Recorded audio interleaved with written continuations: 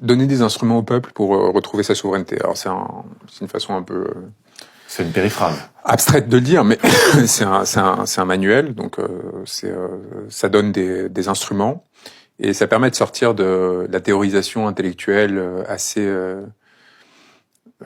j'allais dire infâme. Oui, elle est infâme lorsqu'elle elle ne vise pas en fait à. Vous voyez, il y a une forme de satisfaction à dénoncer ou même à sentir que ce que l'on dit est pertinent et de trouver des personnes qui l'écrivent ou vous confirment vos intuitions ou ce que vous avez toujours pensé.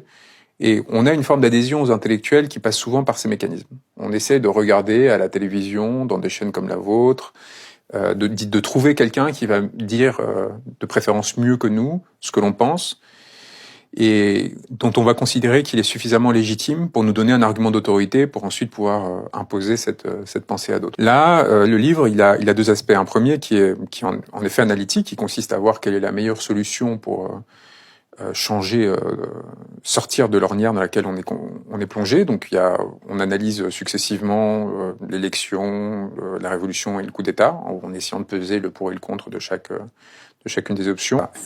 Et après, il y a les modalités pratiques. C'est un chapitre à part entière qui consiste à dire, ok, bon ben, dans le cas où on voudrait mettre en œuvre une révolution, sont en fait les outils qu'il faudrait mobiliser, quels seraient les points dont il faudrait s'assurer qu'ils soient neutralisés, et comment est-ce qu'on peut, sans violence physique, c'est-à-dire sans atteindre au corps, sans chercher à embraser le pays, au contraire, essayer de produire une transition politique vers un meilleur modèle.